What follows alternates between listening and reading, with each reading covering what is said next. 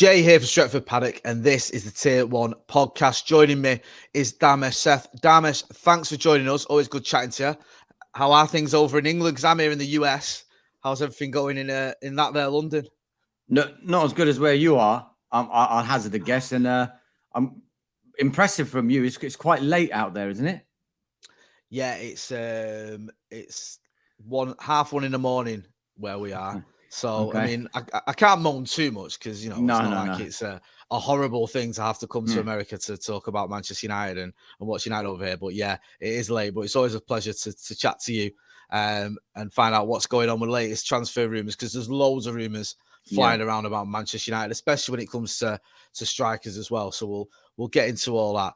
In fact, you know what? We'll start with that because I know we're going to get into outgoings. There's lots of sort of stories, reports that there could be a few outgoings, but I just want to talk about the striker situation because that is the main topic amongst most United fans I've been talking to, and we've met a load of great United fans over here in the US, and a lot of people saying the same thing. What's going to happen with the strikers? Are we going to bring someone in? What's the story? And I keep telling everyone the same thing. I said I don't know, but I'm going to talk to Dharmesh, and he's going to tell me. So hopefully he can shed a little bit of light. We'll start with Rasmus Højlund because we've spoken about him. We've spoke to you in the past about him, and you've mentioned several times on Sky that there is interest there, that there's something there from Manchester United. Just give us a little bit of an update if you can. What's the latest with Rasmus Højlund and Manchester United? Because the most recent reports I read were United are sort of digging their heels in a little bit when it comes to the fee, and Atalanta wanting a little bit more than the 60 million. I think United are saying. What's the latest? I mean, it's definitely more than interest, Jay. You'd have to say that for starters. I mean, United have brought in Mason Mount, which is their primary midfield target. They brought in the goalkeeper now as well in Andre Onana. Now the focus, it looks like, is going to be totally on trying to recruit a number 9. And, from the outset of the transfer window, that looked like it was the number 1 priority, bringing in a striker to Old Trafford. With regard to Rasmus Højlund, yes, there is definite interest. Talks are ongoing with Atalanta. We expect United to properly formalize that interest in the form of a bid to Atalanta. Atalanta are saying, certain things in the media that would suggest they're open to a deal, but their manager is saying, look, sometimes you have to consider huge bids. The club do and the player does.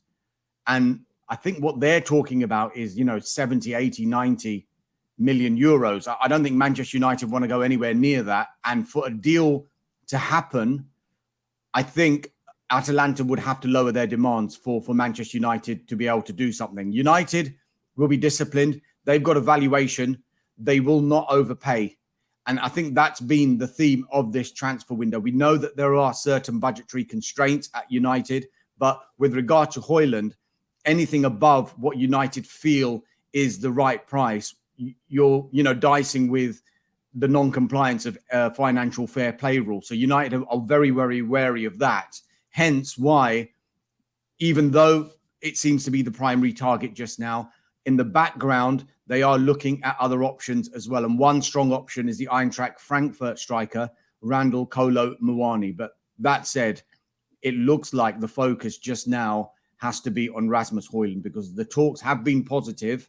It's just that gap in valuation. And I think United are getting good, encouraging signs from the players' camp, at least, that he would very much like to come to Manchester United. So, that's not usually the difficult bit, because if United are going to pursue a deal, they need some sort of encouragement that the player would want to come.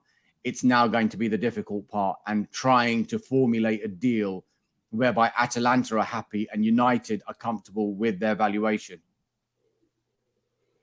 You mentioned there about sort of, United not wanting to overpay, and what we've seen recently with Mason Mount and with Andre Onana, we saw this sort of the deal being structured where there was a certain amount up front and then there was add-ons. And I felt with both Mason Mount and the Onana deals, you kind of got the impression that it allowed both clubs to save a little bit of face, almost like, look, Chelsea wanted 65 million or whatever. United wanted to pay 55. The add-ons sort of got everyone happy, where Chelsea can go, well, we got what we wanted, and United can go, well, we paid what we wanted. Similar situation with Andre Onana, where Inter wanted a little bit more than United were willing to pay. And again, it's the add-ons, and it's almost how you can sort of push that in the media and say, look, well, we've paid this much, and later on there's going to be more add-ons. And I think United would be delighted if they ended up paying the full add-ons for Mason Mount and Andre Onana, because then it would mean that all of those performance-related incentives would have been successful, and that would mean that the player has been successful, and ultimately Manchester United would have been successful. So United, for the deals that they've done for these players, they would love to pay what the total amount is, simply because it would mean that they've done brilliantly at the club. So would you just think then, with that in mind, that could be a pathway with Højlund, where there is perhaps the something around the 55, 60 million, whatever, that United are willing to pay, and then the rest in add-ons, because that way both clubs can go, okay, Atalanta can say we've got our 86 million or close to that, and United can say, well, we haven't paid that, but if we do end up paying close to that, it's because we've had a very successful player and he's hit those targets. Jay, I don't think it's just with Højlund. I think this is how transfer deals work now, because clubs will have a valuation for a player and they'll want the buying club to get as close to that valuation as possible. It is interesting, these performance-related add-ons, though, because sometimes you hear of them and some of them are very, very difficult to achieve, whereas other ones in a deal, they'll just be dependent on appearances, a certain amount of goals, and maybe a trophy or something. And some of them are more straightforward than others. It just depends on the particular deal that a club is trying to do.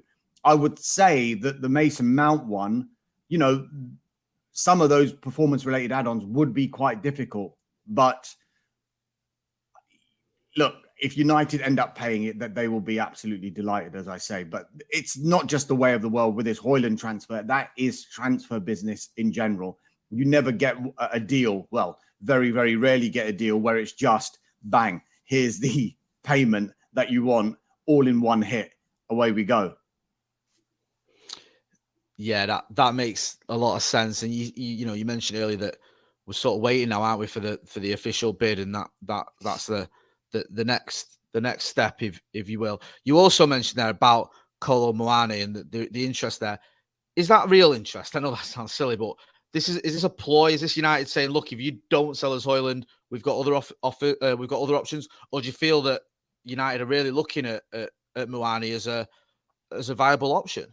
I'm told it's a strong option, but of course there will be an element of that. But United, they'd be unwise just to say it's Højlund or nothing, because they don't want to enter the season and say, God, they can't do the Højlund deal. We haven't got anything else in the pipeline that we can actually do. So clubs will do this all the time. They can say that they've got a primary target, but there will always be other options that they will be looking into, because you'd be stupid not to, simply because how many times can a club realistically get their top target if they're not willing to meet the valuation that a selling club is putting on the player?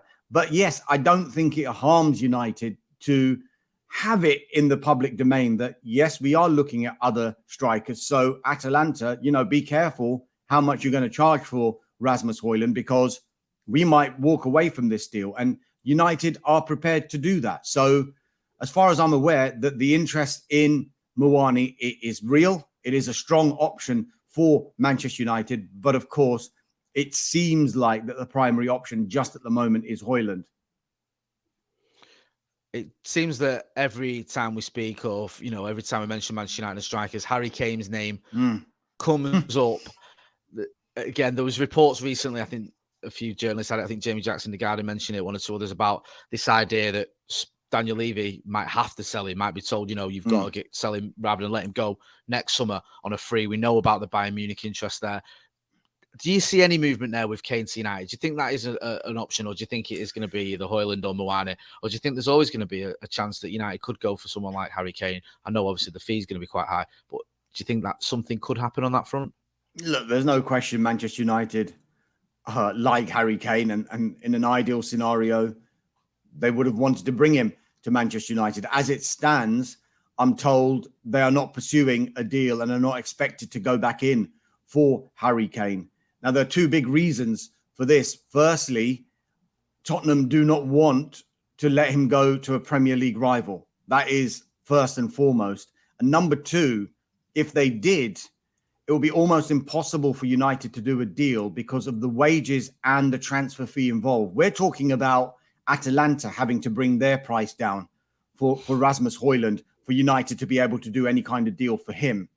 The Harry Kane deal, that would be on a different level. There would be much higher wages. It would be a much, much higher transfer fee. So simply based on financial fair play rules, it looks like simply being a no-goer for Manchester United in this transfer window. I think this talk has emerged again because of what you said, that, you know, Tottenham are going to have to sell if Harry Kane's not going to sign a new contract in this transfer window, because they can't risk him entering the final year knowing he's 6 months away from being able to sign a pre-contract agreement with a club outside England and a further 6 months away from being able to go anywhere in the world, including the Premier League, for no money at all. Now, this could work in the favor of Bayern Munich. We know that PSG are interested, but we know Bayern Munich are really pushing.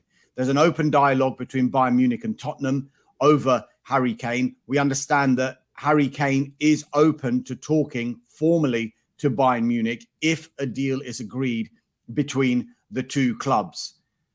I just wonder if this is the case and that Tottenham are saying he has to be sold in this transfer window, and yet they still want £100 million. If you're Bayern Munich, do you say, well, if you're going to sell him, why are we going to pay £100 million? We'll just pay you a little bit less because we know that you're desperate to get the money from him because he's not going to sign a new contract, which is the information that we have at this moment in time.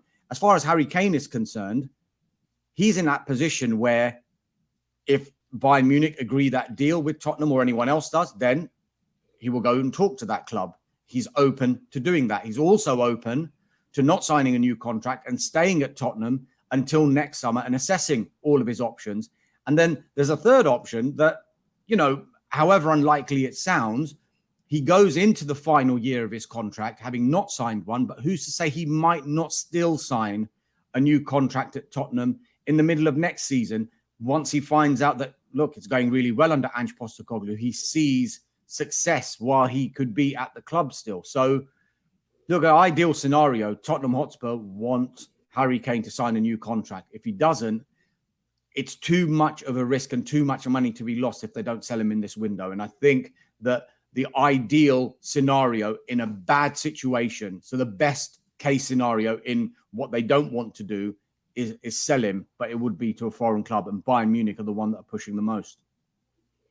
Yeah, that seems to make a lot of sense. You just can't help, sometimes we can't help ourselves but get a bit giddy when the prospect of Harry Kane comes to United. When the bit sort of the big transfer story or the big news around strikers, obviously over the last day or whatever it's been, has been about Kylian Mbappe and this sort of this proposed mega move to Saudi Arabia. There was talk that maybe this could have a knock-on effect, that if he does leave PSG are going to be in the market for certain strikers, maybe even looking at Rasmus Højlund, maybe looking at other United targets. Do you see this having any effect? Do you think it's happening, first of all? And if it does, do you see it having any effects on United at all? Could there be sort of a domino effect, if you will, that ends up affecting Manchester United, or do you think this is almost irrelevant? Well, there's talk of PSG being interested in Rasmus Højlund full stop anyway. And this goes back to what we were saying before with United's interest in Kolo Muani. It doesn't harm Atalanta for there to be another club interested in their striker, simply because it could potentially raise the price that they could get out of Manchester United. With regard to Kylian Mbappe, I mean, it is an extraordinary situation, and it kind of had a degree of inevitability this time last year. You remember, you know, all the fanfare and the shirt shot saying 2025 on the back of the shirt because he'd signed a 3-year contract. The devil was in the detail, though. He'd actually signed a 2-year contract plus a 1-year option. And incredibly, such was Paris Saint-Germain's desperation to keep Kylian Mbappe at the club. The option, which is almost unheard of in modern football, was with the player. So it was up to the player to decide whether he would extend that contract or not. Now, we're not privy to everything that's happened behind the scenes at PSG, whether Kylian Mbappe isn't happy with the ambition that they're showing or the players they're bringing in or any of these other details. But he has since decided that after that 1 year of his contract, he's not going to extend. And he said, I'm just going to stay and honor my contract at PSG. I'm not going to extend. and then I'll leave for free next summer. I think PSG's suspicion is that there's a deal already done with Real Madrid for free next summer. They want to avoid that at all costs. Now, that's why they've put him on the market effectively. They've got this huge deal from Saudi Arabia. And you'll have to ask Kylian Mbappe if he wants to go to Saudi Arabia for that 1 year ahead, potentially, of a move to Real Madrid. I mean, the wages on their own are eye-watering. So you can't blame someone if their head is turned in that sense. However, there is a European Championships with France at the end of next season. Is he going to get the competitive football he needs ahead of a big tournament like that if he's playing in Saudi Arabia? With regard to any other clubs who could potentially be interested, I mean, no club is going to go anywhere near a £259 million transfer fee. You can forget that one with regard to European football. But I think it helps PSG that a club like Al Hilal have come in and said, this is how much we'd be willing to pay. And PSG has said, yes, we would probably accept that deal and would give permission for Mbappe to talk. I just wonder now, because they're so steadfast in their belief that he has to be sold in this transfer window, whether this works in Real Madrid's favor. Because if Real Madrid go in this transfer window, all this talk about 100 to 150 million pound transfer fees, rather like I was saying with Bayern Munich and Harry Kane, why would a club pay what PSG value Mbappe at if they know in 6 months, if they're a club outside France, they can sign him on a pre-contract agreement for no money at all? So Real Madrid might spot an opportunity, as could other English clubs. I think the wages and the transfer fee, if they want to do a permanent deal, will probably be out of reach for Premier League clubs. However, the later this goes in the window, you know, you might just have a sneak of a Premier League club trying to do a deal, maybe even a loan deal, so that PSG, depending on how desperate PSG are to get him off the books, because you could have a situation where, right, let's send him on loan, let's get a loan fee at least, and get someone to cover his wages. Yes, they're going to make a huge loss on a potential transfer fee if they were to do that, but I don't think you can rule anything out the later we get in this transfer window. But as it stands, I think PSG's suspicion is he's going to Real Madrid next summer, and they want to try and get him sold in this transfer window. I know the answer, but I'm going to ask anyway. Is there any scenario where he comes to Manchester United on loan or in any capacity, do you feel? Look, PSG believe that Manchester United and a couple of other Premier League clubs are interested in Kylian Mbappe. The information that I've got is Manchester United have made no contact at all with PSG over Kylian Mbappe. And another factor I think you have to take into account here is ideal scenario is PSG sell him, probably to Saudi Arabia for all of that money. That would be the ideal scenario. If he doesn't go to Saudi and he goes to a European club, the ideal scenario, I think, for PSG for this season at least would be for him to go to a club that is not playing in the Champions League, because they want to win the Champions League themselves. They'll know that they'll be strengthening a rival if Kylian Mbappe was to join another European club who are in the Champions League. However, if Real Madrid are looking at some kind of deal, you know, PSG might just say, look, just get rid. We need to get this money into the bank and just get rid of him. Yeah, it does feel a little bit like Mbappe to Real Madrid is one of those things that's just going to happen sooner or later. It has that feeling. Yeah. Yeah, it does. It's always been there or thereabouts. I just want to ask you a little bit about Sofyan Amrabat. I know you've been covering this story.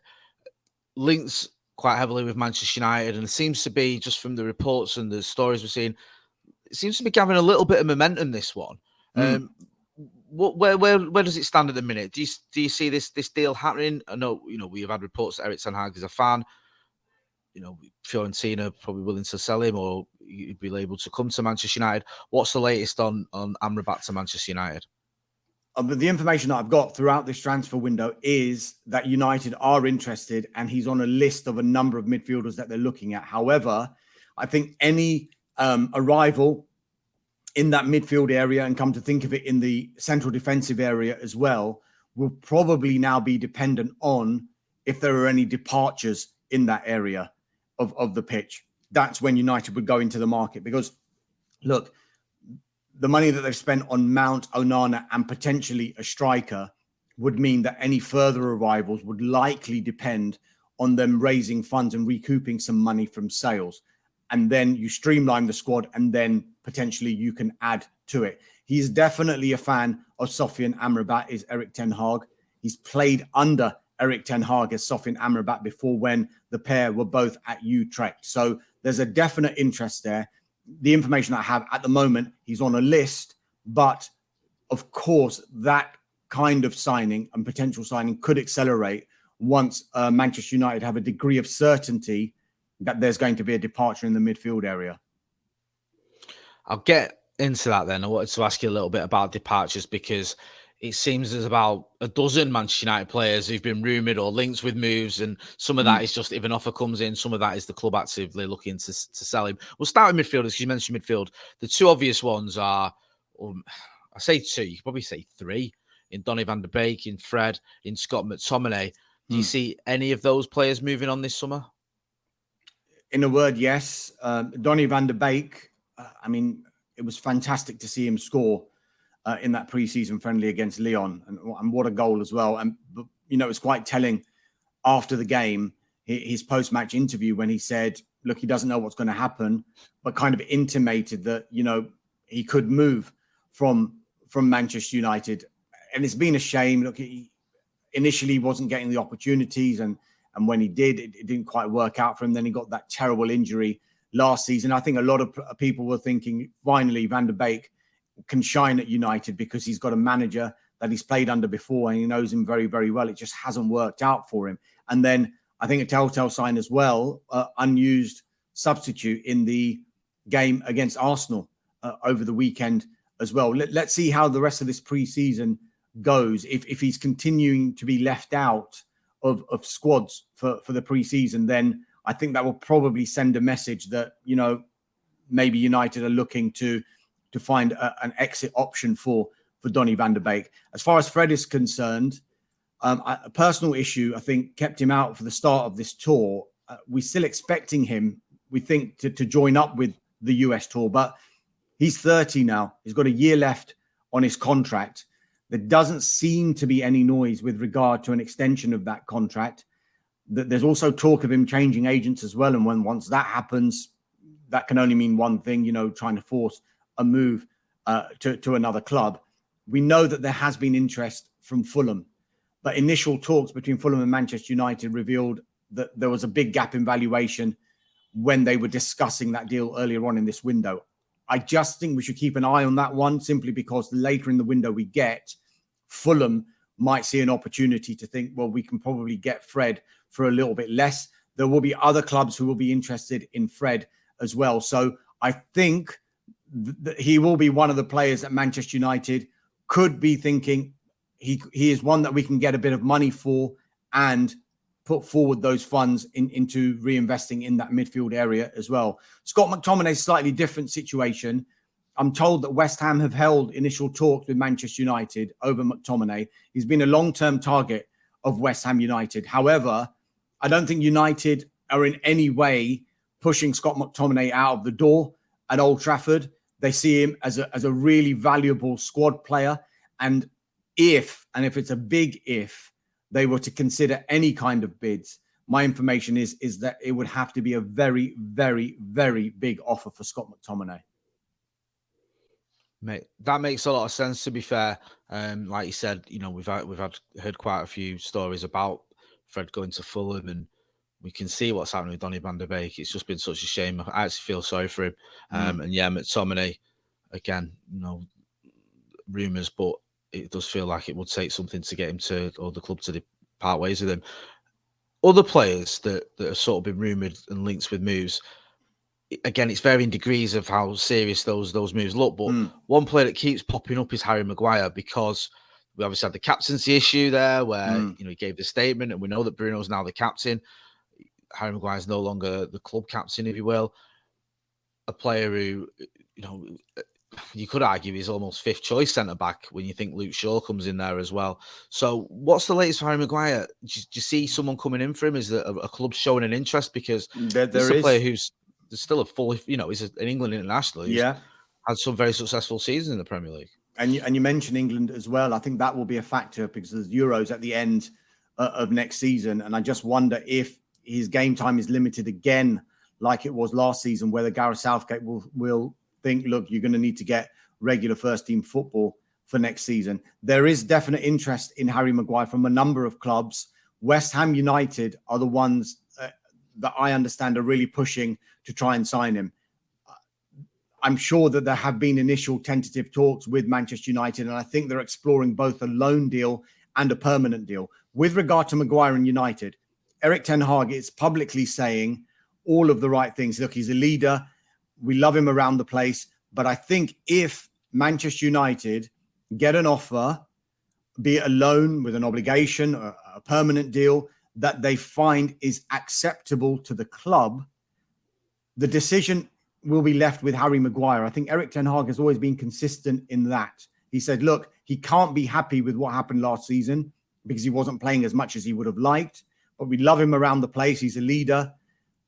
I just think that if there is a deal that can be done, it is going to be down to Harry Maguire himself to decide whether he's best served trying to fight for a first team place at Manchester United. Because remember, there's 4 competitions United are in, and this time it's not the Europa League, it is the Champions League that they'll be fighting on. But also, if Harry Maguire is going to be satisfied with a situation where his game time will be limited. I think one interesting signing during pre-season was the Johnny Evans one. I think that was a really, really interesting one, simply because they brought him in on a short-term contract just to cover pre-season. But in the statement when he arrived, it was very, very telling that the statement said Johnny Evans has impressed Erik ten Hag and his coaching staff. And since then, during pre-season, Erik ten Hag has been eulogizing about Johnny Evans. He's a leader. He's an organizer. He's great with the young players. Do not rule out a longer-term contract for Johnny Evans and him being part of the first team squad for next season. Now, if that's going to be the case, is that going to push Harry Maguire further down the pecking order than he is already? Because you'd assume Lisandro Martinez and Rafael Varane will be the first 2 choices when fit. You've got Lindelof there as well. Luke Shaw often came into the team ahead of Harry Maguire in central defence. And if Johnny Evans is there as well, then, and an offer comes in for Maguire, then Harry Maguire is going to have a decision to make, I think. I definitely didn't see Johnny Evans coming back to the club. I'm not going to lie to you, but I actually think it's a positive move. I think even if it's just for a couple of friendlies, it's a clever move. It is a clever move. Yeah, you're talking about a vastly experienced player who, obviously still has connections to Manchester United and has won, I think 3 Premier League titles. It can't be bad having him around, especially some of these younger players who are on the pre-season tour. I just want to ask you a couple more about departures before I let you go. Yeah, Dean Henderson to Forest. Is this a tap in? Is this just a matter of time now with Andre Onana coming in? Do you think the clubs can get this one done? I wouldn't go as far as saying it's a tap in. Transfers never are, Jay. They just never are. Yeah, but that's a fair point. I think there's a willingness from all parties to get a deal done for Dean Henderson to go from Manchester United to Nottingham Forest. He, of course, was on loan last season. That loan, his season effectively got cut short in January with that serious thigh injury. He's on the US tour with Manchester United, but United had 3 goalkeepers involved in the squad against Arsenal. Dean Henderson was not one of those goalkeepers. Talks are ongoing between Forest and Manchester United. We think Forest at the moment prefer a loan deal, and it's whether United will agree to that and allow Henderson to go to the City Ground and, get regular first team football, because it's obvious now that, given how much Erik ten Hag pushed to bring Andre Onana in, he is going to be the number 1 at Manchester United. And there's also talk of potentially bringing in another goalkeeper from Urawa Red Diamonds, Zion Suzuki. He's a Japan international. He's got 1 cap, only 20 years old, but I think they're impressed with him. I just wonder whether they will accelerate that once there's more of a degree of certainty that Henderson will be going to Nottingham Forest. But it seems that everybody, be it United, Forest, and Dean Henderson himself, wants to get that deal done. Once there is some sort of agreement, he'll be given permission to leave the US and finalise that deal with Forest. And just fair enough. I know what you mean about, nothing's ever simple with transfers, but yeah, this seems like a likely one. But like you say, you never know. And just finally, Anthony Martial. I mean, it's a bit of a weird one, this, because I've not heard. I mean, this, you can clear this up, of there being a lot of interest. There were some reports that maybe Saudi, a club in Saudi Arabia, could be looking at him. He's obviously had injury issues. He just can't seem to stay fit, and you wonder, is that going to put clubs off? And also, there's the flip side to it is United are short of strikers, and he is a striker at Manchester United. So where do we stand, did you feel, with Anthony Martial? Do you feel the movie's on the cards, or do you think because of, the fact we are short front, he might just end up staying this summer? I mean, I've not heard of concrete interest. I've heard of, reports that maybe Saudi Arabian clubs are interested. But if you go back to this time last summer, just before he got injured in pre-season, Anthony Martial was on fire for Manchester United. And whenever he played for United last season, Erik ten Hag was very public in his praise for Anthony Martial. He would always say that Manchester United are a better team when Anthony Martial is in the starting 11. And even now he's saying it's good, he's back in training. So it's almost worked the opposite way to last summer, where he started on flames and then he got injured. Whereas this time he started pre-season injured and he's coming back to fitness. And who knows, maybe can have more of an impact this season than he did last season. But as you say, the number of strikers that United do have, and the fact that they are going for someone like Højlund, I just wonder whether it's in addition to Anthony Martial or in place of him. Remember earlier on in the summer, United were almost talking about maybe bringing in two strikers. Could they bring in someone who's been there and done it, like a Harry Kane, and someone who can learn from Harry Kane, like Erasmus Højlund? And if that could have come to fruition, then, Anthony Martial's days probably would have been numbered. But if they're only going to bring in one striker, I just wonder whether Erik ten Hag would allow Martial to leave simply because of the numbers that they'd have in that position. But he keeps talking him up, and he says, look, he's fit and he's training. So as it stands, it feels like they're planning for Anthony Martial in pre-season and once the season starts moving forward. Yeah, makes sense from what we've seen and from what you're saying there. We'll have to wait and see. It's just, I do feel for Martial. I think a lot of fans get frustrated with him and fed up with him because of the injuries and the fact, the FA Cup final, he got injured in the last game of the season at Old Trafford, and you think we need him for the final, he's not going to be there. But I feel for any player that can't play. And as like you said, this time last year, I was on the pre-season tour. We were just raving about Martial. He looked like he was back to his best. And obviously, it didn't work out. So, Dharmesh, thanks for coming on the channel again. Much appreciated. Clearing up a load of stories there for us. And hopefully next time we chat to you, we'll have a bit of movement on the striker front as well. Because I'm not too worried. I'm not too worried at the minute because we're still in July and there's still a little bit to go. But you want to see Manchester United doing a bit of business sooner rather than later. So big thank you to you for chatting to us, and look forward to seeing you on Sky Sports News as always, keeping us updated. Pleasure, Jake. Get some sleep. I will do. Yeah, we're on about 2 o'clock now, 2:15. So yeah, I think it's time for my bed. But make sure you go and check out Dharmesh Sheth over on Sky Sports. Go and follow him on the socials as well, and make sure you are subscribing to Stretford Paddock. This has been a one-on-one interview. Don't forget to like, share, and subscribe. Thanks for watching.